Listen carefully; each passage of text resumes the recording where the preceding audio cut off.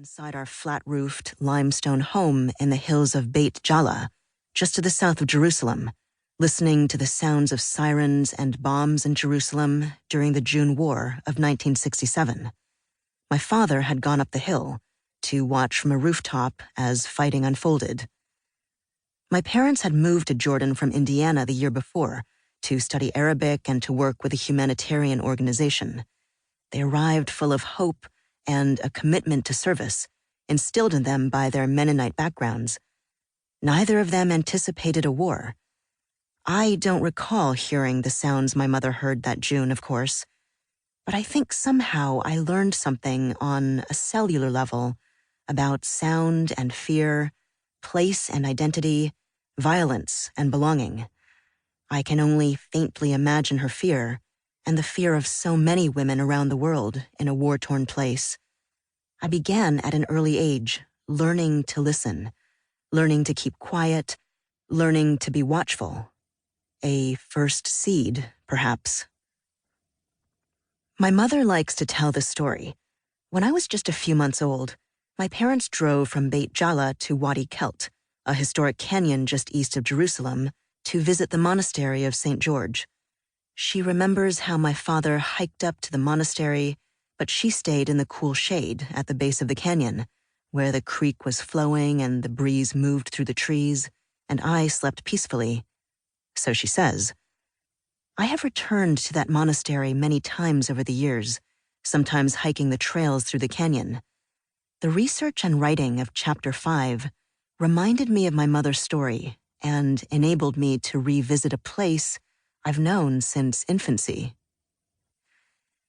In subsequent years growing up in Nazareth on a hospital compound where my father worked as a chaplain, we marked time by the call of the mosque's minaret 5 times a day, listened to the bells of the Basilica of Mary on Sundays, and knew where in town there were engagement parties or weddings because the music resounded around the hills. We learned, too, the languages of Arabic and later Hebrew, adapting our ears and voices as needed.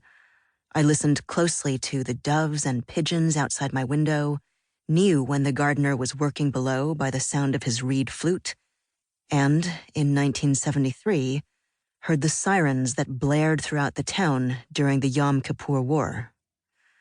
We listened to the sirens and took shelter in a cave dug into the limestone hill just across the road. It was quiet in there, the limestone flaking from the walls to the loamy floor. As a child, I thought it was somewhat festive, being interrupted from our dinner and needing to put our plates of food onto trays and walk across the street to the damp cave, a cave that also had an altar and chapel tapestries, to join friends from the compound. But this is, I'm sure, entirely too romantic a memory. The truth is, sounds are often alarm calls, and they can instill in us a visceral fear. We learn to keep safe by listening, and sometimes quiet is a comfort. The cool quiet of the forest behind the hospital compound, Kfar HaChoresh, was also a welcome respite from life and death at the hospital. Each spring, we used to load up our green Peugeot station wagon with a footlocker, carefully packed with cookware and food, strapped to the roof along with gallons of water, a tent, sleeping bags, and snorkeling gear, and set off for the Sinai Desert. We would leave Nazareth long before sunrise and chart our progress with the rising sun as we traveled southward through the valley along the western side of the Jordan River. Our destination was usually the remote and mostly deserted slip of land on Dahab's shores of the Red Sea.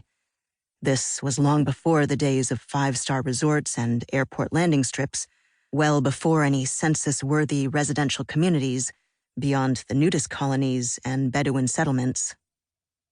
The sounds of Dahab, the lapping of the Red Sea, the call of the Eurasian collared doves, and the clatter of pots and pans for cooking were muffled by the sand and thatch shelters where we pitched our tent.